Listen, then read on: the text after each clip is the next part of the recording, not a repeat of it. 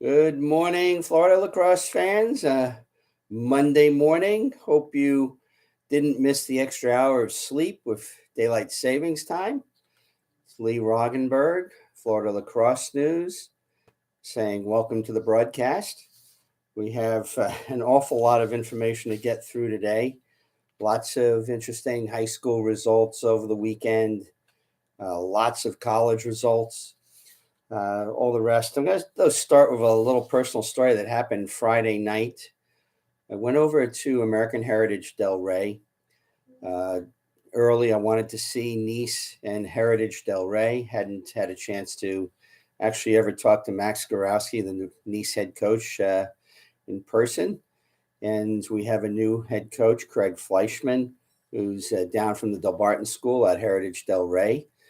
Kind of mentioned a little bit on Friday about this is a nice note of how serious they're going to get with the program over there.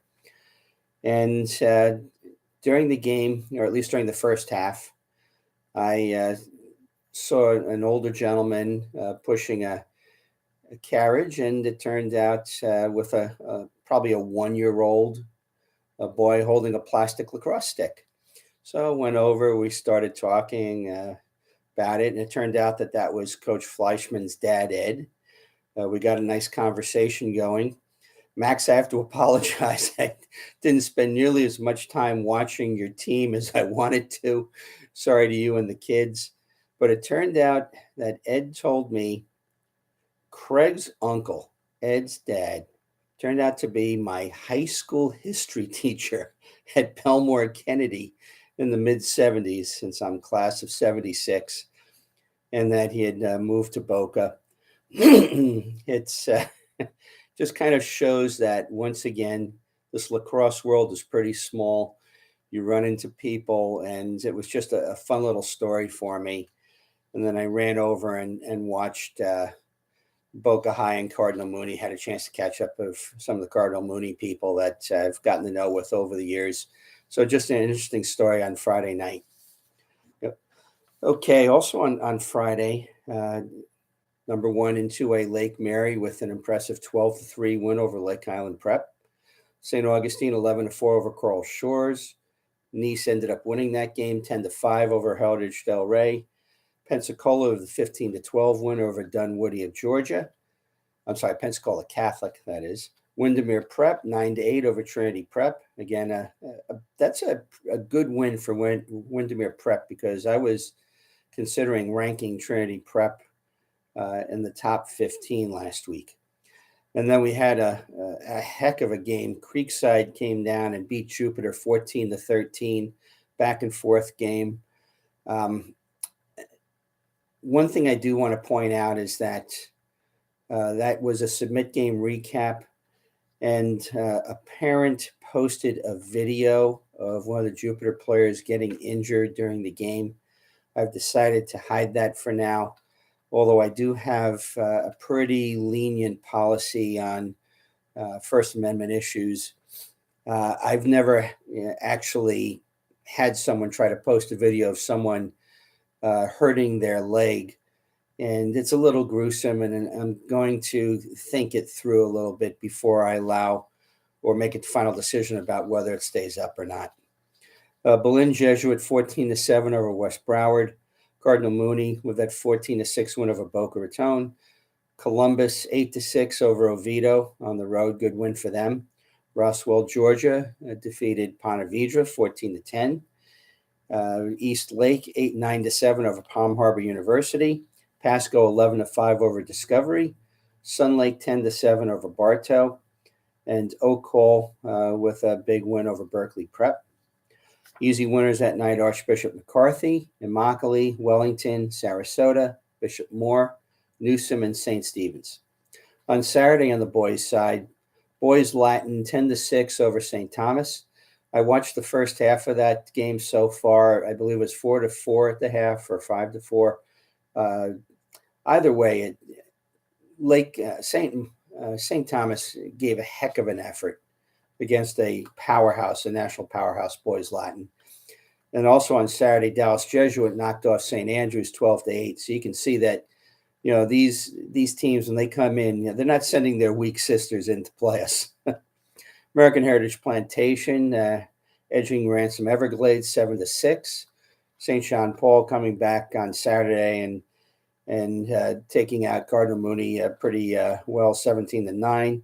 Lakewood with a 9-3 win over Winter Haven, and Cardinal Gibbons in triple overtime, 7-6 over Westminster Christian.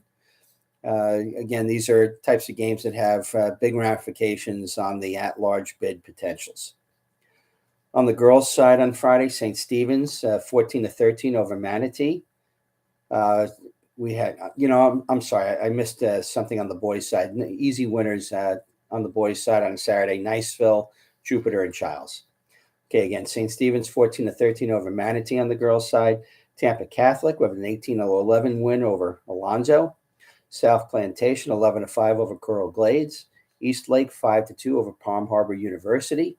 Riverview Sarasota 13-11 over Venice. Lambert of Georgia knocked off Ponte Vedra 11-7. Holy Trinity of a 14-13 win over Sebastian River. Vero Beach 11-5 over Alpharetta, Georgia. And on Saturday, American Heritage Delray with a comfortable win over Haggerty. Easy winners over the weekend on the girls' side: Palm Beach Central, Cardinal Gibbons, Key West, Stoneman, Newsom, Lake Wales, Pompano Beach, Bishop Moore, and Alpharetta came back and won an easy game that day too. Let's go through some of the college results. On Friday, the Gator women lost to Loyola 12-9. Emerson Cabrera 3 goals in the loss. JU men over Bellarmine 16-2. Jacob Greiner 4 goals, 2 assists.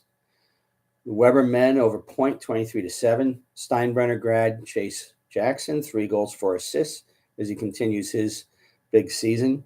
And Lake Brantley's Jonathan Schrager with 3 goals also for Weber. Weber women over Tennessee Wesleyan 21-7. Robinson grad Caitlin Patterson 5 goals. And flying against Courtney Koch, also 5 goals for the Weber women in the win. The Lynn men lose to Lindenwood 13-3. Benjamin Lugi's 8 saves in the loss. Palm Beach Atlantic women 21-3 loses to Queens. South Fork's Anna Lescaris with 2 goals for Palm Beach women. Lynn women over Davis and Elkins 21-1. Sydney Hill 1 goal, 6 assists. Kristen Johnson 5 goals, 1 assist. On Saturday, the Embry-Riddle women continuing their great year, 20-5 over North Greenville. Sally Squire and Murphy McDonough combined for 14 goals and 3 assists in that win. Florida Tech women beat Lander 13-9. Kayla Minton 5 goals for them. Tampa women beat Lee women 22-4. Cece Colombo and Sarah Henkel 4 goals each. Palm Beach Atlantic men beat North Greenville 12-8. Austin Evans and Henry Sloyan 3 goals each. St. Leo men 22-13 win over Flagler. Providence alum Guy Bistro 4 goals and 4 assists for St. Leo.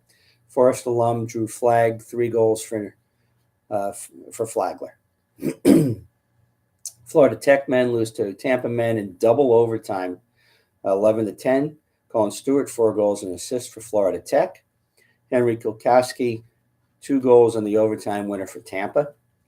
The Young Harris Florida Southern game was postponed due to weather issues.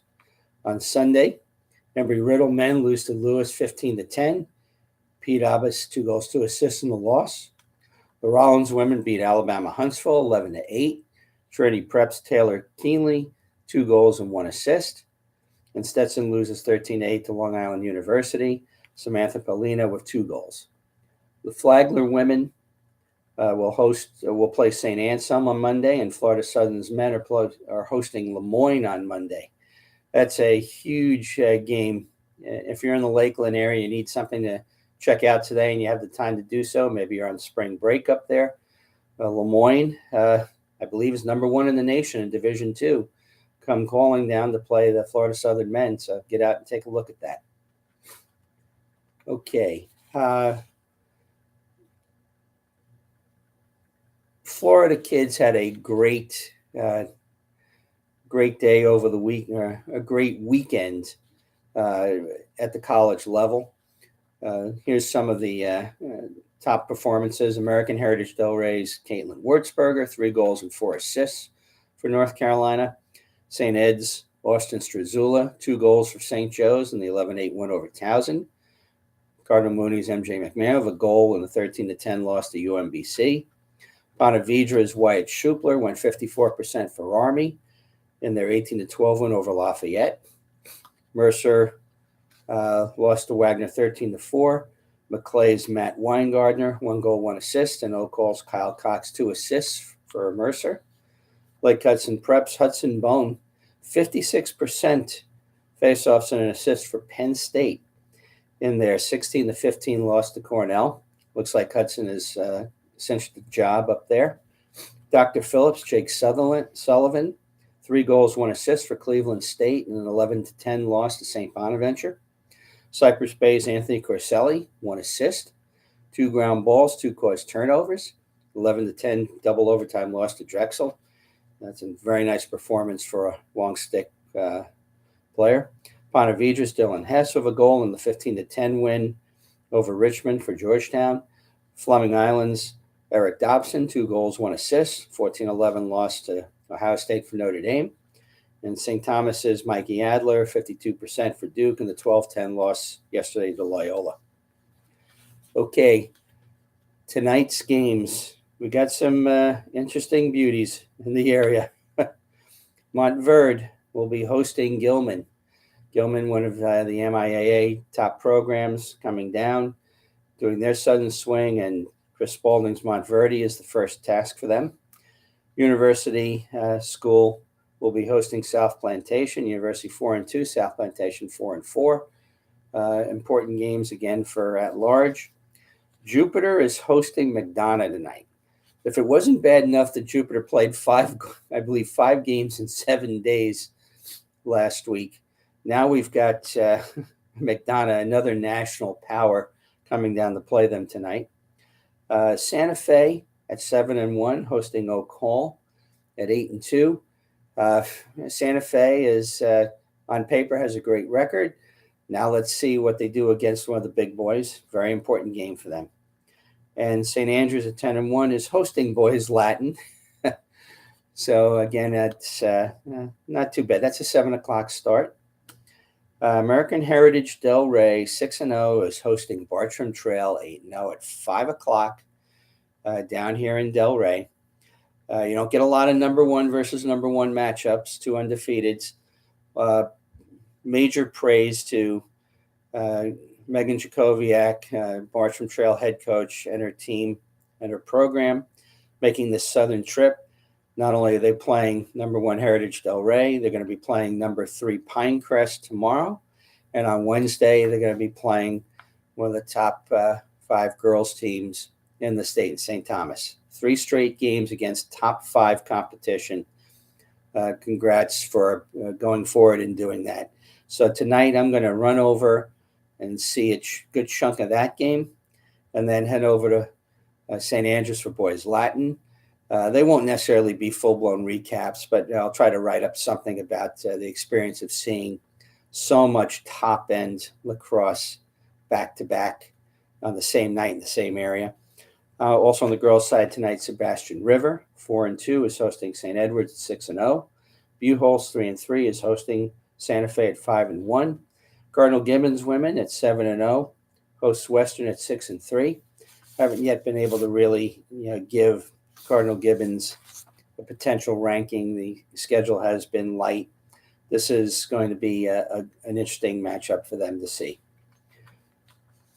Okay, so as you see, we've got a lot of stuff, a lot of information. Obviously, it was a busy weekend. Spring break, there's a lot of spring break around the state. Schedules will be a little bit lighter, but it also means some interesting intersectional games as well as national powers coming down. So take your shot. You find one in your area, go out and find one. Go take a friend to a game. #TAFTAG, enjoy yourself. If you haven't already done so, please subscribe to the channel. Encourage others to do so. Like the videos, please. Hopefully We will continue our march forward. Want to see more YouTube subscribers, obviously. And just enjoy yourself, lay off the refs, have a great game, go out and watch. This is Lee Roggenberg, Florida Lacrosse News, saying so long from the Sunshine State.